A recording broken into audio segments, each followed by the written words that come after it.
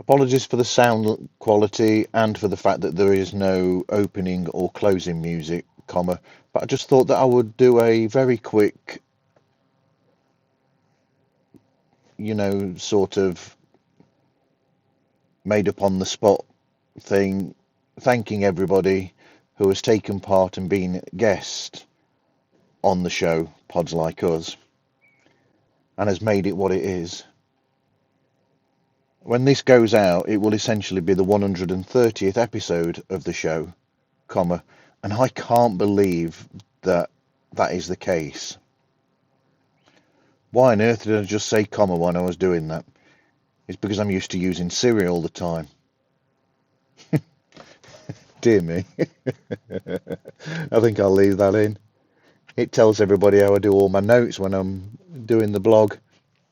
If you're interested and you don't know much about the blog, but you do listen to the show and you enjoy it, there's a blog that I do as well where a lot of the time when I do my listening, I will leave notes in there on what I listen to. And I can't off the top of my head remember the web address for it, but if you look for Marv's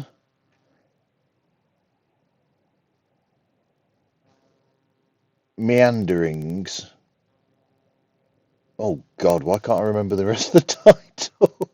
Oh, I'm bloody useless.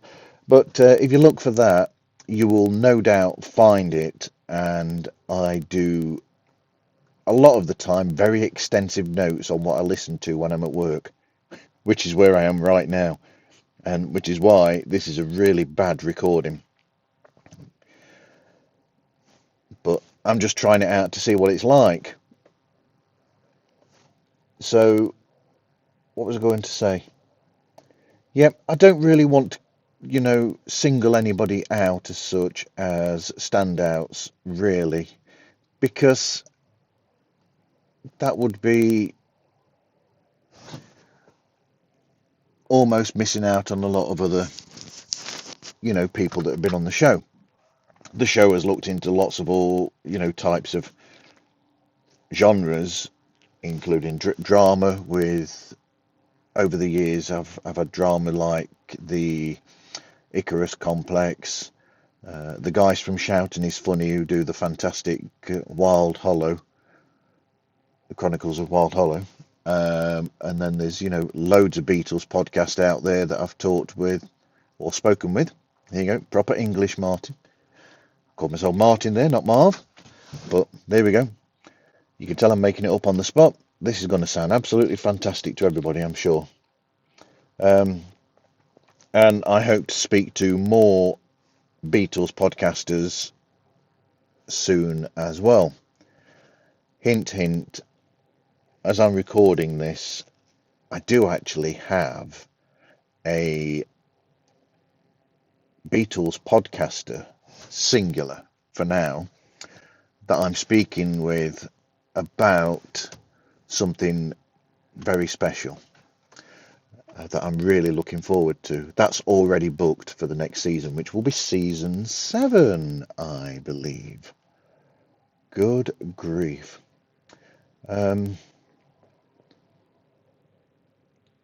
So what takeaways so far? If I'm being honest, in a personal way, the year has not been great, but from a podcasting point of view, it's been an incredible year for shows. But not quite as many group shows as I would have liked at times, but the group shows have been really, really good. I'm going to do it now, even though I said I wouldn't. That episode, the 2 group episodes that I really loved, absolutely that stood out for me, were the episodes where we spoke about the original Spider-Man film. I mean, in the original Sam Raimi Spider-Man film, because there were films back in the 70s, but they're part of my childhood that I really love. But these, the Sam Raimi ones, are special. And having Sean O'Connell from Real Blend, the managing editor of Cinema Blend, return to do that show was fantastic, alongside having Matt Aguilar from Comic Book Nation, and who's also on the staff for comicbook.com. Having him on the show, that was great, fantastic. I've loved their show for a long time as well. And Stu from Stu World Order, he was on again, and that was fantastic. And in fact, it was really great because I got the chance to actually finally have Stu on to talk about his own show as well. And also we had on Morgs, who does the Simpsons podcast, Docast, and I'm blanking on the title. I'm terrible at this. Blanking on the title of his true crime podcast as well. It's on the tip of my tongue, but I can't remember it. But that was a fantastic show. And then going behind the scenes here, but the show where I had all the people from the different spy podcast and the James Bond related podcast on for a group chat, and we spoke about 60 years since the first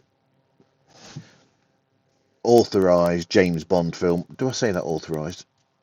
The one from the franchise, Doctor No, which was released in 1962 and starred Sean Connery. That was an incredible chat as well. But going behind pulling the curtain away here, but when that was recorded, there were some problems there. I think it was from my end, to be honest, because my network is not really good, which is a terrible thing to admit as a podcaster, but the network was really bad and I had trouble recording. Well, actually what happened was it broke down, and 2 or 3 of the guests, their recordings were split, so I had to get those separate little bits of audio and put them together essentially for those guests, which was time consuming and putting the curtain away even more.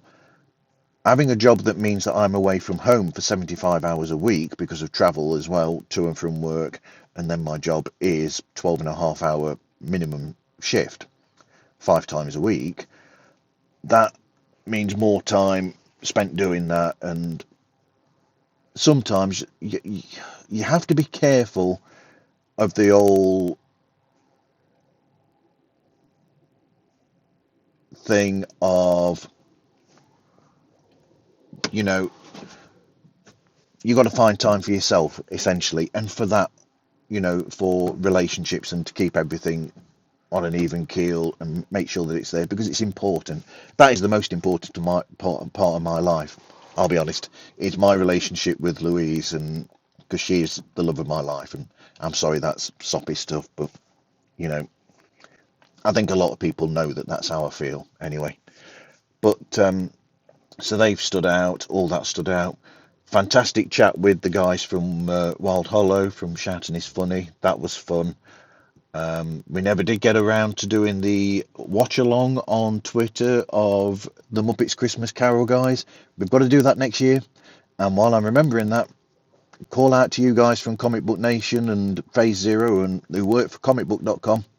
You didn't get around to that thing of doing the sing-along of Carol of the Bells, which I will pull you up on, and we'll sort that out for next year, 2023. Let's have that as a set in stone, shall we? Okay. But anyway, so in the new year, what am I looking forward to?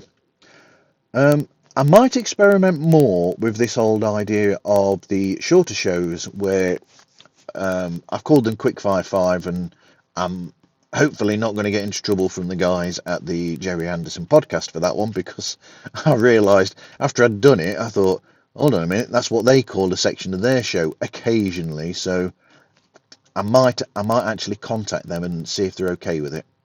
But that's not a bad idea. 5 shows on a specific subject in 5 minutes. Although that has been done before by people who are a lot better than me, I will be honest.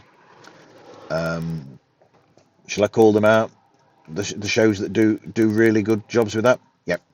So Ariel Nissenblatt, she does a fantastic job with Feedback with Earbuds, I think is the show. That's fantastic. They look at 5 shows on a specific topic as well during their show. That's a great show. If you're a podcaster or somebody that loves podcasting, that's great. The Mastercast with Marie, that's a great show where in about 3-4 minutes she will go into depth about a specific show. And then there's Darren, of course, from My Guest List Pod. He does a fantastic show where he does very similar to what I do, really, where he interviews people, but he's not put himself into a corner like I have, essentially, where he splits it up. So he has shows that from the beginning have been chats with podcasters and the review shows as well. So he's not constantly chats with podcasters like I am, because sometimes I do worry occasionally when I'm getting close to time and thinking, oh God, I've not got that many episodes in the can that I can fall back on. I just get worrying at times. But it's great when I do get those shows. But and what else is that? Podtastic Audio is a fantastic show if you want to know all about audio and what to do with podcast. Good Morning Podcasters with Fuzz Martin. That was a great chat that I had with him over Christmas, and I'm looking forward to chatting with Fuzz in a full length episode about Good Morning Podcasters and his fantastic career in podcasting on radio. But anyway, I'm waffling, and all I really wanted to say was thank you again to everybody that's been a part of the show and given it so much. And I'm really looking forward to seeing what 2023 brings with the show, and hopefully, and this is getting a bit to that side again, hopefully it's going to be a better year from a personal point of view as well, because I'm not going to give any details out, but the last couple of years from a personal point have, do I need a explanative warning for this? They've been shit, I'll be honest. But that's, that's life, and that. So anyway, thank you everybody. I hope everybody has a fantastic new year, and I will see you all, I think, and I'm being honest here, I think season 7 will be starting towards the end of January of 2023. In the meantime, you can either listen to the archive episodes, because there's some bloody good episodes in there, or, and here we go, self-promotion again, I recently started in November doing a podcast with Ed Chen of When They Was Fab and Kit O'Toole, who is a great author and a podcaster who does Talk More Talk, a solo Beatles video podcast or videocast. So the three of us do a show called Toppermost of the Poppermost, where we look at the charts from when Love Me Do first hit the charts in the UK, which started in October of 1962. Yeah, we were lagging a bit behind, so we've put out lots of episodes trying to catch up, and then in January, which we've already recorded, and February, which we've already recorded as well, you see ahead here, from then, January, February, they will all be released once a month, those episodes. In December we released 3 episodes relatively quickly to be able to catch up, although I think actually the December episode's coming out on the 1st of January, the 2nd, or somewhere around there. It's up to Ed. That's going behind. You don't need to know any of that. But if you want, that is a great show. We go into all areas, and the idea is to look at what's in the charts around the Beatles when they're in the charts, and how those acts and those songs are linked to the Beatles themselves. Anyway, that's enough of that. Happy New Year, everyone. See you in a few weeks. Take care.